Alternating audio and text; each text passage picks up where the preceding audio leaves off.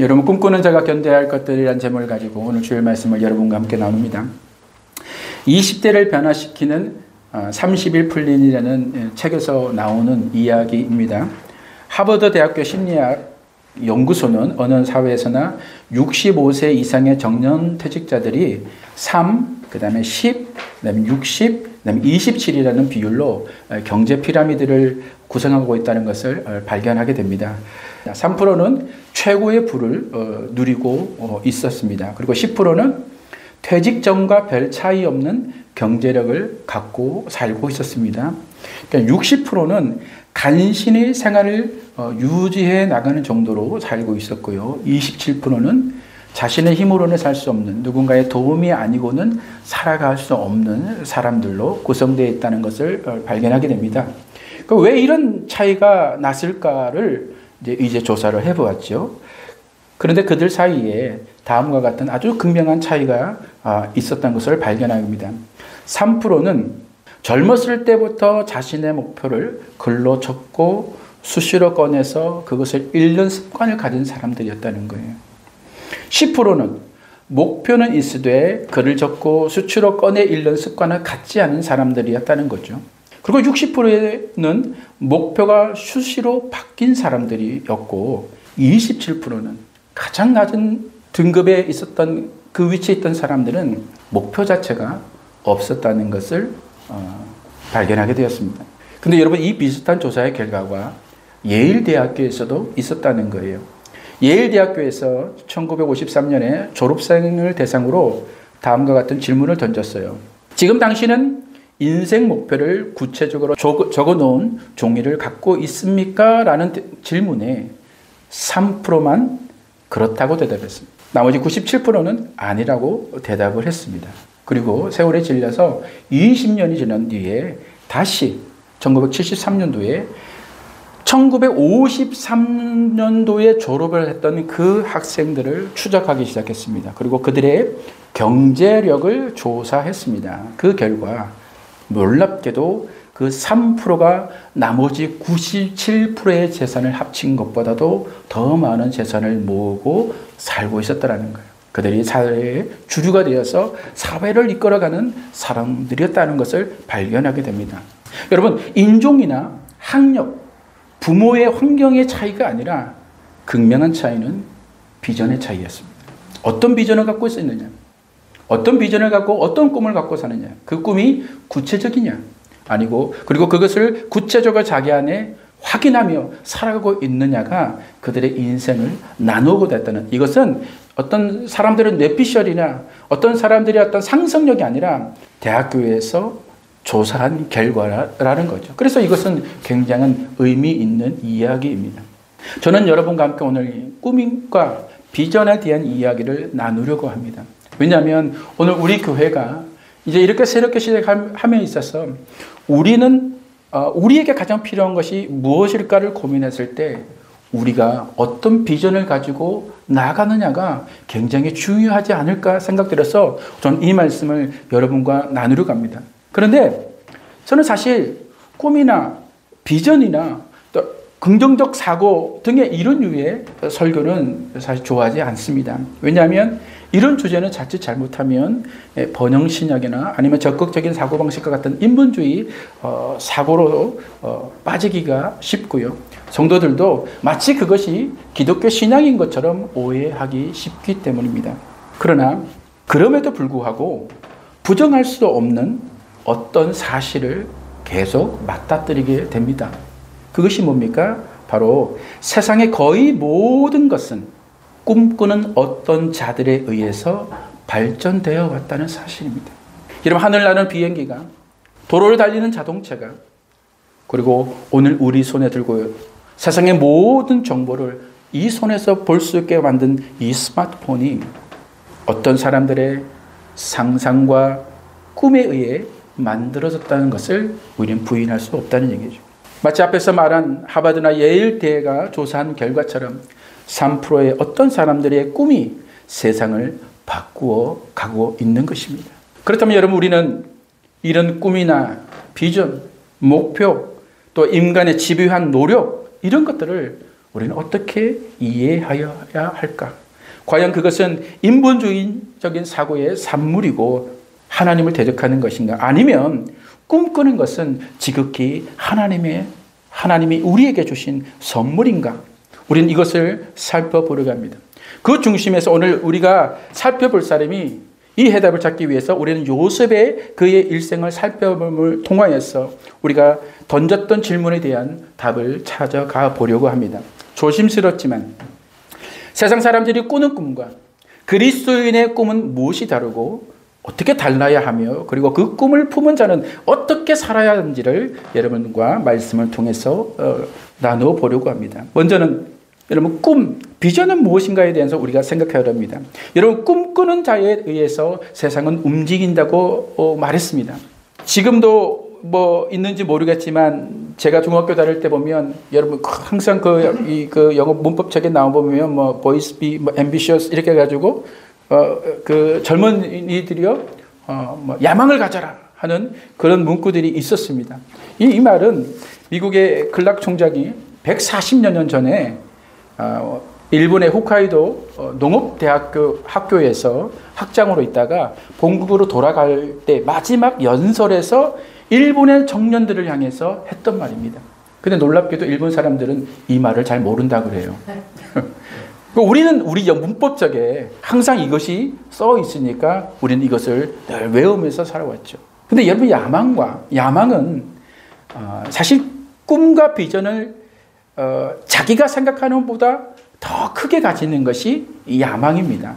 그런데 왜 이 젊은이들에게 이 말이 중요했을까? 여러분 세상의 원리 중 하나가 세상은 그렇게 큰 야망, 큰 꿈, 큰 비전을 품은 자들에 의해서 움직이더라는 것을 많은 성각자들이 보아온 결과이기 때문입니다. 앞에서 말한 것처럼 세상은 누군가의 꿈, 비전에 의해서 발전해왔다는 것을 많은 지식인들이 알고 있었다는 거죠. 여러분 월트 디즈니의 유명한 일화가 있죠.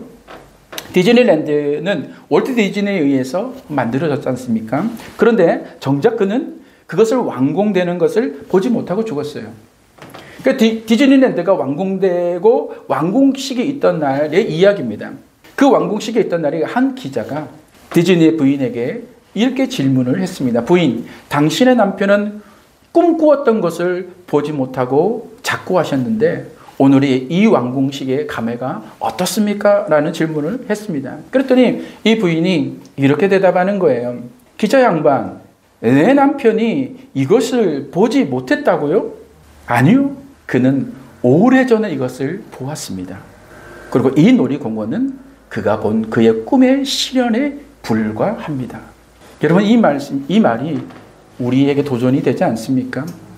어떤 사람은 본 것으로 만들어졌다 하지만 사실 그 만들기 과정 속 이전에 그것을 상상으로, 꿈으로, 비전으로 그린 사람에 의해서 누군가가 그것을 만든 것뿐이지 진짜 만든 것은 꿈꾼 사람의 몫인 줄 믿습니다. 비전의 사람의 몫인 줄 믿습니다. 디즈니가 보지 못했지만 그는 이미 모든 것을 어쩌면 그 만들어진 것은 디즈니가 꿈꿨던 그것보다도 훨씬 더 작은 것에 불과할지 몰라요. 그는 더 많은 상상을 했을지 몰라요. 더 많은 꿈을 꿨을지 몰라요. 그렇게 만들어졌던 그 거대한 공원도 사실은 그의 꿈에 비하면 어쩌면 작은 것인지도 모르겠습니다. 여러분 세상의 원리가 이와 비슷합니다. 누군가가 꿈꾸지 않는다면, 그렇게 꿈꾸지 않았다면 지금 새로운 것이 탄생할 수 있었을까요? 아니요. 디즈니처럼 보이진 않지만 보는 것처럼 상상하고 그려낸 어떤 이들에 의해 만들어봤음을 우리는 인정해야 합니다. 그러면 여러분 이 질문을 하지 않을 수 없게 되죠. 그리스도인으로서 우리는 이 꿈을 어떻게 바라봐야 된다는 거예요. 인간이 꿈을 꾸는 능력, 그리고 그 꿈을 성취하는 힘은 어디에서 왔는가라는 겁니다. 하나님 없이도 인간의 능력만으로 그것이 가능한 것인가? 하나님을 배제한 인간의 노력이 그리고 그 결과물은 과연 정당한 것인가 하는 질문을 던질 수 않을 수 없죠. 그런데 여러분 놀라지 마세요. 아닙니다. 그것은 인간의 능력이 아니라 사실은 하나님의 능력인 줄 믿습니다. 아니 믿지 않는 사람에게도 그것이 하나님의 능력이라고 우리가 말할 수 있습니까? 네, 있습니다. 분명히 그렇게 말해줘야 합니다. 왜 그렇습니까? 여러분, 인간에게 꿈을 꾸고 그것을 성취해 나가는 것은 하나님께서 부어주신 능력인 줄 믿습니다. 하나님께서 이것을 인간 안에 담아주셨기 때문에 인간이 이 꿈을 꿀 수 있는 거예요. 여러분, 이것이 바로 신학에 쓰는 문화명령이라고 그래요. 창세기 1장 28절입니다. 하나님이 그들에게 복을 주어 하나님이 그들에게 이르시되 뭐하고요? 생육하고 번성하여 땅에 충만하라. 그 다음에요, 땅을 정복하라. 바다의 물고기와 하늘의 새와 땅에 움직이는 모든 것을 다스리라가 하나님께서 명령하셨어요. 땅을 다스리고 땅을 정복하고 다스리려면 그 다음에 번성하려면요, 그것을 수행할 능력이 필요합니다. 그렇죠? 모방과 재창조하는 창의적인 능력이 있어야 그것이 가능해져요. 그런데 하나님께서 인간에게 이 능력을 이미 부어주신 거예요. 그것을 확인하는 장면이 어떤 겁니까? 바로 아담이 모든 동물과 식물들에게 이름을 붙이는 그 장면이 하나님께서 이 능력을 인간에 부어주셨다는 것을 확인시키는 첫 번째 사건인 줄 믿습니다. 여러분 보세요. 하나님께서 창조하셨어요. 이름은 없었어요. 근데 하나님께서 모든 동물을 아담 앞으로 이끌어 오셨어요. 근데 아담이 뭐냐? 그것들을 보면서 하나하나 이름을 붙이는 거예요. 여러분, 이 세상의 종류의 동물이 몇 가지겠습니까? 물고기가 몇 가지겠습니까? 하늘에 나는 새가 몇 종류가 되겠습니까? 곤충이 몇 가지가 되겠습니까? 식물은요. 오늘도 우리 어머님이 차에 잔뜩 화분을 싣고 오셔가지고 1층에부터 4층까지 나들려고 아침부터. 그런데 저는 이름도 모르는데 우리 어머님 이름을 아셔. 꽃이 있어요. 근데 그런 이름을 누가 지었냐고요? 아담이 지은 거예요. 근데 여러분 뭐예요? 저는 아이를 셋을 낳았어요. 애를 셋을 낳는 동안 제일 어렵게 뭔지 아세요? 처음에 이름 짓는 거야. 여러분 그렇지 않으세요? 이름 만나는 사람, 여러분이 모르는 사람에게 이름 없는 사람 10사람만 만나서 이름 붙이려면 여러분 어떻겠어요? 다 술술 나올 것 같아요? 처음에 절수, 영이, 땡칠이, 뭐를 다 했다가도 나중 가면은, 너는 뭐로 하지? 너는, 여러분이 고민하지 않아요? 그게 100명 되고, 1000명 되고, 여러분 어떨 것 같아요? 근데, 아담 이름을 다 붙여요. 보세요. 창조는 하나님이 하셨는데, 이름을 누가 붙여요? 아담이 붙여요. 이것이 문화 명령을 수행할 수 있도록 인간에게 부어주신 하나님의 능력인 줄 믿습니다. 여러분, 하나님께서 이 모든 능력을 우리 안에 다 부어주신 거야. 모든 인간에게. 그런데요, 어디요? 하나님 사랑하는 자들에게만? 아니요. 모든 사람에게. 믿는 사람이든 믿지 않는 사람이든 모든 사람들에게 하나님께서 이걸 부어주셨어요. 이걸 칼뱅은 일반 은총이라고 그렇게 부른 거예요. 모든 사람들에게. 하나님의 형상을 닮은 모든 인간에게 이 능력을 부어주신 거예요. 그래, 그 사람이 예수 믿지 않아도 스마트폰 만든 거예요. 그 사람이 예수 믿지 않아도 컴퓨터 만드는 거예요. 여러분, 그 사람이 뭐 믿었는지 안 만든지 모르겠지만 그 사람이 하늘을 나는 꿈을 꾸고 비행기를 만드는 거예요. 할렐루야. 자동차를 만드는 거예요. 그것이 인간에게 두어주신 하나님의 능력입니다. 그런데 어떻게 여러분 이것이 하나님의 하신 일이라고 말하지 않을 수 있습니까? 인간이 무슨 능력으로 그것을 할 수 있겠습니까? 아니요. 모든 것이 하나님께서 주신 거예요. 하나님께서 우리에게 담아주신 거예요. 근데 여러분, 방금 제가 뭐라 그랬어요? 모든 사람이라고 했어요. 그렇다면 이 안에 있는 여러분은 어떠세요? 하나님께서 여러분에게도 그 능력을 부어주신 줄 믿습니다. 여러분, 꿈꾸고 비전을 품고 미래를 그리고 그것을 뿐만 아니라 수행할 능력을 하나님께서는 이미 여러분에게 모두 부어주신 줄 믿습니다. 특별한 자들에게 부어준 게 아니라 여러분, 우리 모두에게 그것을 할 수 있도록 부어주신 거예요. 꿈과 비전을 세우고 선한 야망을 가지는 능력과 그것을 수행할 능력을 하나님께서 우리 모두에게 주신 줄 믿습니다. 그런데 우린 여기까지만 생각하면 안 돼요. 한 가지 더 생각해 봅시다. 그렇다면 그리스도인에게 꿈, 그리스도인에게 비전은 무엇인가? 우린 이 생각을 하지 않을 수 없죠.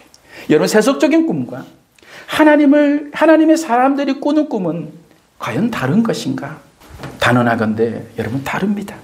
하나님께서 모든 사람에게 꿈을 꾸는 능력과 상상하는 능력과 세상을 재창조하는 능력을 부어주셨지만 믿음의 사람들에게는 그들과 다른 또 다른 꿈과 또 다른 비전과 또 다른 능력을 부어주셨어요. 하나님께서 그것을 약속하고 계시고 그것이 우리에게 실행된 줄 믿습니다. 여러분, 우리가 잘 아는 요에서 2장 29절을 우리 함께 읽어보도록 하겠습니다. 시작. 그 후에 내가 내 영을 만민에게 부어주리니 너의 자녀들이 장래를 말할 것이며 너의 늙은이는 꿈을 꾸며 너의 젊은이는 이상을 볼 것이며. 여러분, 여기서 말하는 꿈, 여기의 이상이 바로 영어에서는 드림과 비전입니다. 근데 중요한 것은요, 이 꿈, 이 비전은 세상에 말하는 그런 것과는 다른 것이라는 것을 우리는 알아야 된다는 거예요. 이것은 믿지 않는 사람들에게는 주어지지 않는 거예요. 오직 믿음의 사람에게만 하나님께서 부어주시는 유일한 꿈이요, 유일한 비전인 줄 믿습니다. 아멘. 이 꿈은 세상 사람들이 이해할 수 없어요. 이 비전은 세상 사람들은 알 수 없는 거예요. 그들이 알고 싶어도 알 수 없는 거예요. 세상 사람들은 성취하고도 하고 싶어도 성취할 수 없는 거예요. 오직 믿음의 사람들만이 성취하고 이룰 수 있는 꿈과 비전입니다. 이것을 이해하기 위해서 우리는 이제 요셉의 꿈을 살펴보려고 합니다. 요셉이 한날에 꿈을 꿨어요. 요셉의 형제와 각각이 밭에서 곡식에 단을 묶고 있는데 요셉의 단에 이렇게 서니까 그 형들의 단들이 그를 둘러서서 요셉에게 이를 절을 하는 꿈을 꾸게 됩니다. 참 신비롭고 의미 있는 그런 꿈이었죠. 근데 이 꿈을 형들에게 얘기를 했어요. 그때 형들이 버럭 화를 내요. 그러면서 요셉을 굉장히 미워하기 시작합니다. 사실은 아버지의 차별로 인해서 요셉이 눈의 가시와 같았는데 요셉이 이런 꿈을 꾸면서 그 꿈을 자랑하게 되니까 형들이 더 미워하게 되는 거예요. 근데 요셉이 한 번 이랬으면 형들이 나를 싫어하는구나 했는데 얘가 눈치가 없어. 또 꿈을 꿔요. 또 꿈을 꿨는데 이번에는 해와 달과 별이, 그 다음에 11별이 자기에게 절하는 꿈을 꾸게 되는 거예요. 그럼 말을 하지 말아야 되는데 자기 먼저만 간직하면 되는데 요셉이 이것이 이제 아버지가 있는 그 형제들 있는 그곳에서 이 얘기를 하게 돼요. 근데 이번에는 형들뿐 아니라 아버지마저도 화를 버럭 내시는 거예요. 요셉의 이 철없는 것 같은 행동이 이것처럼 보였지만 세월이 흘러서 15년 후에 그 꿈이 실제로 실현되게 됩니다. 긴 흉년에 먹을 것이 없었던 요셉의 형들이 요셉이 총리로 있던 애굽에 곡식을 사러 와서는 애굽의 총리가 요셉인 줄 모르고 그 앞에 엎드려 절을 하게 됩니다. 그 다음에는 아버지마저도 와서 요셉에게 무릎 꿇고 절을 하게 됩니다. 하나님께서 요셉에게 줬던 그 꿈이 성취되는 순간입니다. 근데 여러분, 우리가 주목해야 될 것은 요셉이 어떤 꿈을 꿔서 그 꿈이 어떻게 성취되었는가가 아닙니다. 성경이 말하고 싶은 것은 요셉이 이런 꿈을 꿨다가 그리고 그 꿈이 이루어졌다가 아니라 그 과정에서 하나님께서 무엇을 하시려고 하셨는가? 하나님은 무엇을 하고 계셨는가? 지금 하나님께서 무엇을 하고 계신가를 보는 것이 더 중요한 거예요. 여러분, 이 사건을 마지막으로 야곱의 식구는요, 애굽에 들어와 살게 됩니다. 무려 430년이라는 세월 동안 그곳에서 정착하게 살아요. 그런데 그들은 거기서요, 큰 민족을 이룹니다. 애굽은 야곱의 가문이 이스라엘이라는 민족으로 형성되기는까지 그곳은 마치 인큐베이터와 같은 역할을 하게 됩니다. 하나님은 애굽을 이스라엘이 한 가문에서 거대한 민족으로 성장시키는 한 장소로서 그것을 사용하게 됩니다. 그런데 그 전에 그것을 하기 위해서 하나님께서 하셨던 일이 무엇이냐? 애굽에 요셉에게 이 꿈을 꾸게 하셨고, 이 꿈을 꾼 것이 결국에는 요셉의 인생에 그를 미워하게 되고 그를 팔게 하고 그가 어떤 숱한 고난을 겪고 하고 했던 그 모든 사건의 줄이 이 꿈에 연결되어 있다는 거예요. 하나님께서는요, 요셉을 이스라엘이라는 거대 민족을, 거대한 나라를 만들기 위한 과정을 위하여서 이 작은 소년에게 이 꿈을 꾸게 했던 거예요. 그러니 여러분, 절을 했냐 절을 하지 않는 것은 이것은 맥락이 중요한 게 아니에요. 핵심은 그게 아니에요. 하나님께서 이것을 시작하셨다는 거예요. 이 모든 시작은 요셉의 꿈에서 시작되게 됐다는 것이, 그게 거기서 발단이 되었다는 것이 여러분, 이것이 중요한 사건이라는 거예요. 여러분 생각해 봅시다. 만약 요셉의 총리가 아니었다면 야곱의 가문이 그곳에서 250만 명이라는 거대 민족을 이룰 수 있었을까요? 없었을 거예요. 애굽 땅에 들어가기는커녕 어쩌면 그 7년 기근에서 그들 모두가 굶어 죽었을지도 모릅니다. 또 설령 들어갔다고 해도 그 땅에서 그렇게 번성하도록 여러분 애굽이 그들을 가만 놔뒀을까요? 그들이 성장하기 전에 그들을 제거했을지도 모릅니다. 그들이 그렇게 오랫동안 머물러 수 있었던 것은 애굽의 파라오가, 그다음에 그 애굽이 민족이 사실은 요셉에게 큰 빚을 졌기 때문이에요. 여러분, 당대 이집트가 거대한 힘을 가지고 문명을 발전시키고 그렇게 많은 부를 얻을 수 있었던 것은 7년의 대환란을 겪는 동안에 많은 다른 민족들에게 이 곡식을 파는 과정에서 그들의 땅과 그들의 재산과 그들의 재물을 여러분 다 사들인 거 아닙니까? 그 부를 요셉에 의해서 여러분 애굽이 취할 수 있었다는 것이에요. 그래서 여러분 출애굽 1장 18절에 보면 이렇게 시작을 합니다. 요셉을 알지 못하는 새 왕이 일어나 애굽을 다스리더니, 이러면 이 말씀을 달리 해석하면 오랜 기간 동안 많은 왕들의 대대를 거쳐서 요셉이라는 사람을 기억했다는 말과 같은 거예요. 애굽의 사람들이 요셉을 기억했다는 말과 같은 거예요. 왜 기억했습니까? 무엇을 기억했습니까?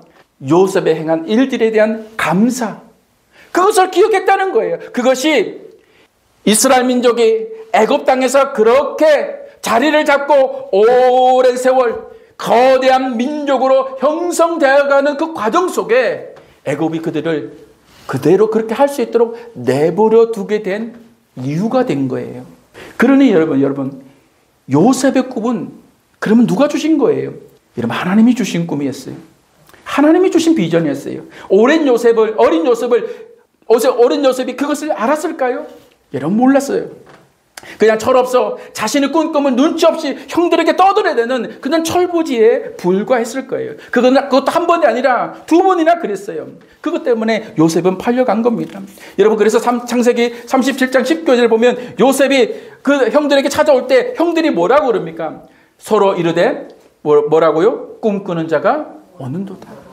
여러분, 이 말은 형들이 그를 비아냥거리면서 한 말이에요. 그런데 성경이 말하고 싶은 것이 뭡니까? 꿈꾸는 자입니다.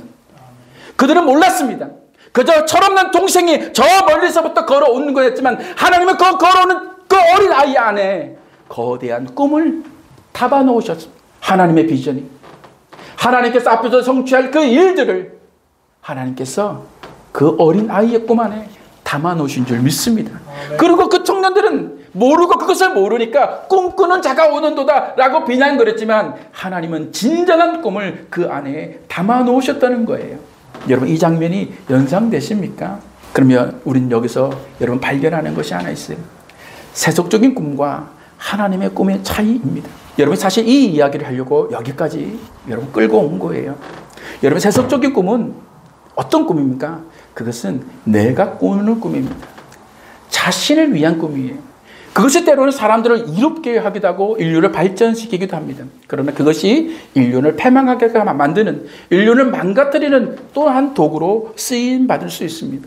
어떤 사람이 꾸는 그 꿈은 자기의 안의 명성과 자기의 부와 이런 것들을 위하여서 꾸는 꿈일 수 있습니다. 그러나 하나님이 주신 꿈은요, 그런 꿈이 아닙니다. 하나님이 부어주시는 꿈은, 그리스도인에게 꿈은 무엇이냐면 바로 요엘서 우리가 2장 29절을 읽었던 것처럼 하나님께서 부어주시는 꿈이에요. 여러분, 요셉의 꿈은요, 자신의 꿈이 아니에요. 여러분, 자, 한번 생각해 봅시다. 어느 날 하나님께서 요셉에게 이 꿈을 꾸게 하신 거예요. 요셉이 이 꿈을 꿨습니까?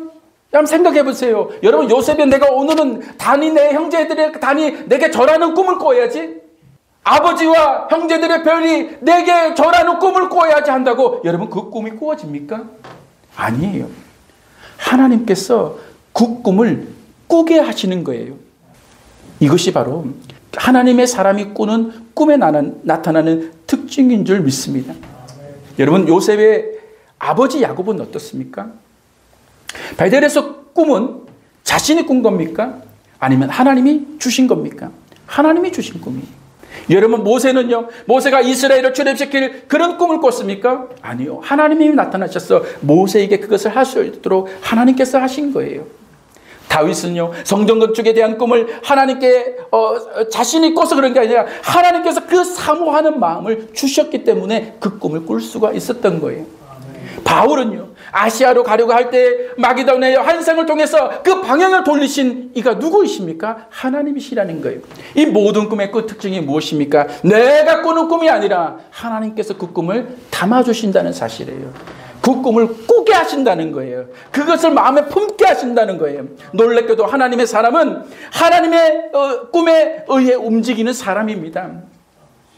우리는 그 하나님의 꿈에 쓰임 받는 것뿐입니다. 하나님은 믿음의 사람에게 이 꿈을 담아주십니다. 여러분, 왜 여기에 오셨습니까? 이 낯선 땅에 아무 연고도 없고 기댈 것도 없고 아무 기대할 것도 없는 이곳에 왜 오셨습니까? 제가 여기 온 과정은 여러분에게 이미 여러 번 말씀드려서 여러분이 잘 아실 것입니다. 무엇이 준비되어서가 아니었습니다. 무엇을 기대할 수 있었어도 아닙니다. 정신 차리고 보니까 제가 이 평택에 와서 개척을 하고 있더라고요. 근데 저 같은 분이 또 있더라고요. 우리 신목사입니다. 저 같은 분이 또 있어요. 저분들이 여기에 뭐가 있어서 오셨겠습니까? 누가 여기에 와서 한 달에 월급 얼마를 줄 테니 오세요 하셨으면 모르겠어요. 근데 와서 세상 말로 개고생해야 돼. 그런데 일로 와. 무엇이 이게 꿈꾸게 하시는 거예요? 누가 이 꿈을 꾸게 하는 거예요? 그럼에도 보고 거부하고 싶어도 거부할 수 없도록 하나님께서 마음에 담아주시고 그걸 꿈꾸게 하셔. 그게 하나님의 방법이에요. 그게 이 세상 사람들이 일반 은총 안에 있는 꿈과 다른 하나님께서 만민에게 부어주실 믿음의 사람에게 주신 꿈인 줄 믿습니다. 그래서 여러분, 빌립보서 2장 13절에 하나님은 명확하게 이 말씀을 우리에게 주고 계세요. 같이 큰 소리로 한번 읽어보겠습니다. 시작. 너희 안에서 행하시는 이는 하나님이시니 자기의 기쁘신 뜻을 위하여 너희에게 소원. 무엇을 주셨다고요? 소원을 하나님께서 우리한테 담아주셨대요. 그리고 그 소원을 따라 움직이게 하셨다네요. 할렐루야. 너희 안에서 행하시는 이는 하나님이시니 자기의 기쁘신 뜻을, 하나님 당신의 뜻을 위하여 내가 너희 안에 무엇을 먼저? 소원을 담아주신다는 거예요. 여러분, 이 소원이라는 말이 헬라어로 말하면 바로 의지입니다. 의지. 내가 그것을 하고자 하는 의지를 하나님께서 담아주신다는 거예요. 이게 하나님의 꿈이고 비전입니다. 하나님은 사람을 사용하실 때 먼저 이 꿈과 비전, 이 소원을 마음에 담아주시는 거예요. 여러분, 이 거룩한 하나님 나라를 위하여서 내가 헌신하고 주님의 그 영혼들을 바라보며 저들에게 복음을 전해야 되겠다는 그 꿈은 왜 꾸게 되는 겁니까? 말씀 없이 방황하는 이 세대를 보며 거룩한 부흥의 세대를 일으켜 달라는 소원은 왜 가지게 되는 겁니까? 평택을 하나님을 예배하는 땅으로 변화시켜야 되겠다는 이 꿈은 왜 꾸게 되는 겁니까? 무슨 이득이 있었어요? 내가 이때 이곳에서 돈을 많이 벌고 사업에 성공해서 내가 돈을 부자로 평생을 떵떵거리며 살리라는 꿈은 누구나 꿀 수 있지만 영혼을 살리고 부흥의 세대를 일으키는 꿈을 이 세상 사람들이 꿀 수 있는 꿈입니까? 우리는 왜 이런 꿈을 꾸게 됩니까?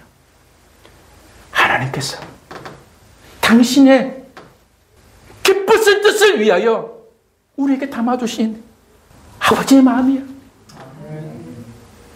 당신의 사랑하는 자녀에게 하나님의 놀라운 축복을 우리 안에 담아주시는 거예요.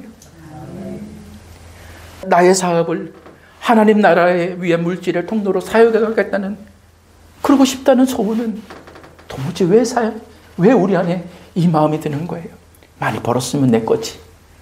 그런데 그것을 하나님 나라를 위하여, 교회를 위하여 사용하고 싶다는 소원은 왜 가지는 거예요? 이런 바보 같은 꿈을 왜 꾸게 되는 거예요? 하나님 때문이에요. 하나님이 그렇게 하시는 거예요. 그렇게 하나님이 사용하시려고 요셉처럼 꿈꾸게 하시는 거예요. 할렐루야. 지금은 알 수 없으나 하나님은 반드시 그것을 이루실 분이세요. 할렐루야. 여러분, 우리 청년들 무슨 꿈을 꾸고 살고 있습니까? 무엇이 지금 마음에 담겨져 있습니까? 나는 여러분 안에 이 거룩한 하나님이 꿈이 담겨지기를 기도합니다. 여러분, 하나님의 꿈이라는 게 여러분 거창한 것이 아니에요. 오늘 보면 우리가 홍록이가 여기 앉아서 피아노를 치고 있는 그 마음이, 예성이가 저기 앉아서 기타를 치고 있는 저 마음이 셨기 때문에 된 줄 믿습니다. 아멘. 여러분, 극히 놀라운 것은 그것이 지금은 소원인지 몰라도, 지금의 꿈에 지날지 몰라도 요새처럼 시간이 지나면요, 하나님께서요 그것을 사용하시는 거예요. 아멘. 여러분, 지금은 아무것처럼 아닌 것처럼 보여도 하나님께서 그걸 사용하시는 거예요. 근데 여러분, 기억해야 할 것이 있습니다. 꿈을 꾸는 사람들은 삶은 쉽지가 않아요. 견뎌야 할 것들이 많아요. 그 견뎌야 할 것들을 여러분의 세 가지를 말씀드리며 오늘 설교를 마치려고 합니다. 첫째는 이름은 미움받을 각오를 하셔야 합니다. 미움을 견뎌야 합니다. 하나님의 꿈을 품는 자는 때때로 세상으로부터 미움을 받습니다. 오늘 말씀을 보면 5절에도 보면 그를 더욱 미워하였더니 9절에도 더욱 미워하여 10절 아버지가 꾸짖고, 그 다음에 19절에도 보면 꿈꾸는 자가 오는도다 하는 비아냥거림이 거기에 있습니다. 여러분, 왜 이렇게 돼야 될까요? 왜 이렇게 미움을 당하고 꾸짖음을 듣고 비아냥거리는 소리를 들어야 할까요? 세상 사람들은 그것을 이해하지 못하기 때문입니다. 그 꿈을 이해할 수 없어요. 오직 하나님에게, 사람에게 담아주시는 하나님의 꿈인 줄 믿습니다. 그렇기 때문에 세상 사람은 이해하지 못해요. 무엇보다도 이 거룩한 꿈은 사탄이 싫어합니다. 미워합니다. 그래서 온갖 공격을 우리에게 해옵니다. 여러분을 싫어하고 미워할 겁니다. 그러나 여러분, 그것을 각오하십시오. 견디는 자는 복이 있는 줄 믿습니다.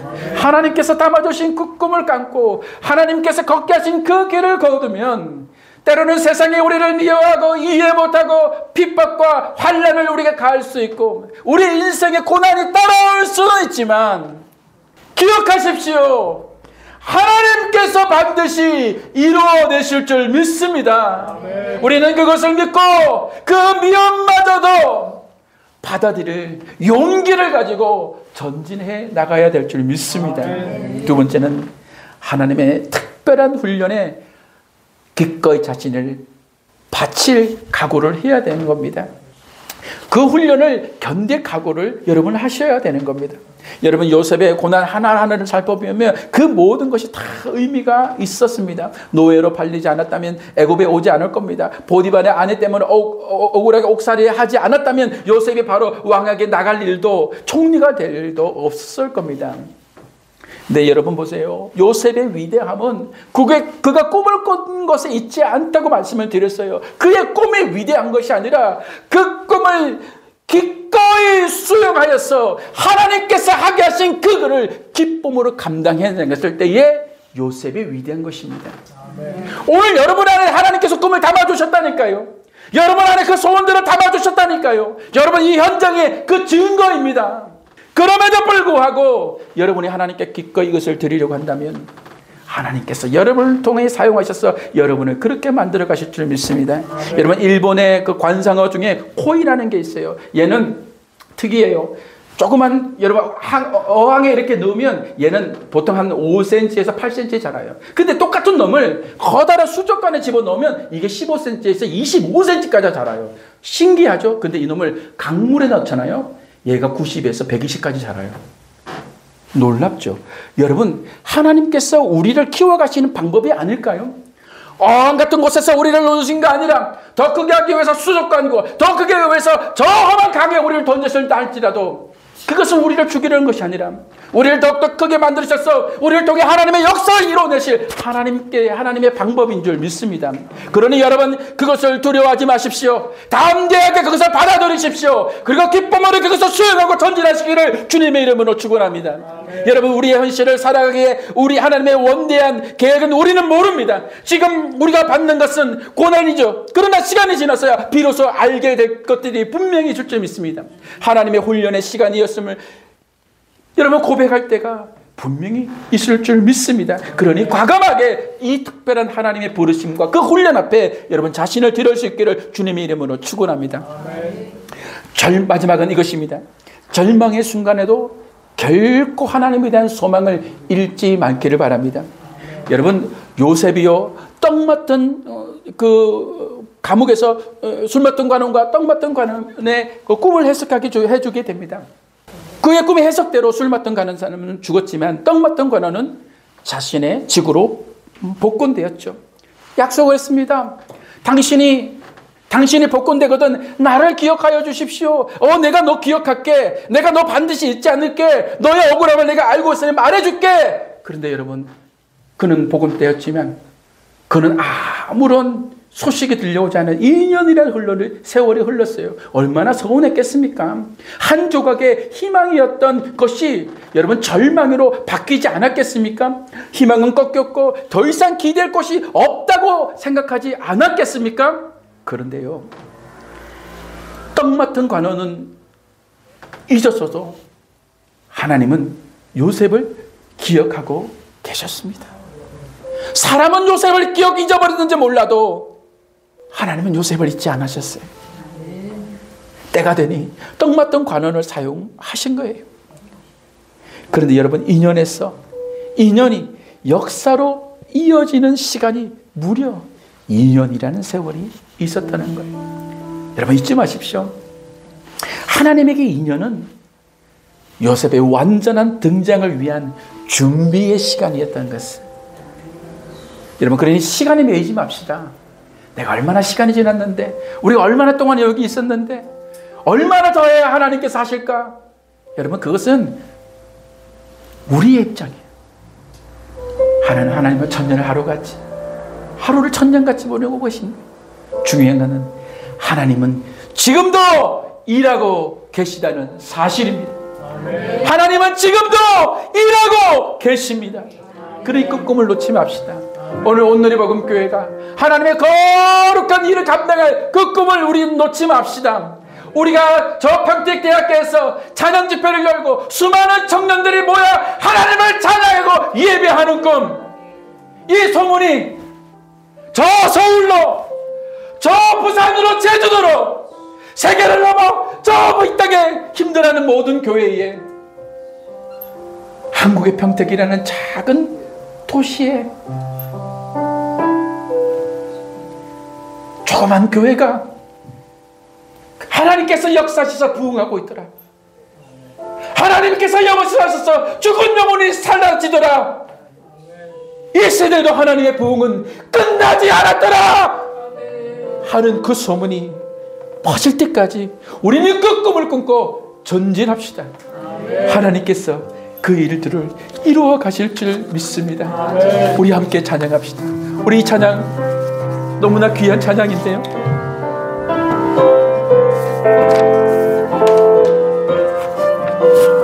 여러분 가사를 봅시다. 날이 저물어 갈 때, 빈들에서 걸을 때, 내 손에 아무것도 없을 때에, 내 힘으로는 안 된다고 느껴질 때에 주님이 그때 일하십니다. 하나님이 그때 일하십니다. 우리는 그걸 믿고 우리 함께 찬양하며 나갑시다. 날이 저물어 갈 때, 빈들에서 걸을 때, 그때가 하나님의 때. 내 힘으로 안 될 때, 빈손으로 걸을 때, 내가 고백해 여호와 이래. 다시 우리 고백할게요. 날이 저물어 갈 때, 날이 저물어 갈 때, 빈들에서 걸을 때 그때가 하나님의 때. 내 힘으로 안 될 때, 내 힘으로 빈손으로 걸을 때 우리 고백합시다. 여호와 이래, 여호와. 두 손을 높이고 찬양합니다. 주가 일하시네, 주가 일하시네, 주가 일하시네. 주께 아끼지 않는 자에게. 아멘. 주가 일하시네, 주가 일하시네, 주가 일하시네. 신뢰하며 걷는 자에게 주가 일하시네, 주가 일하시네, 주가 일하시네.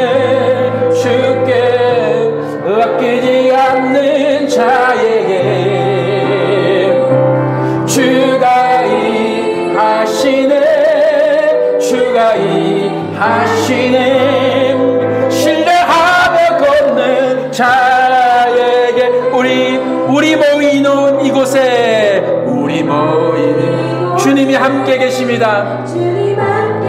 누리네 아버지 은혜, 누리네 아버지.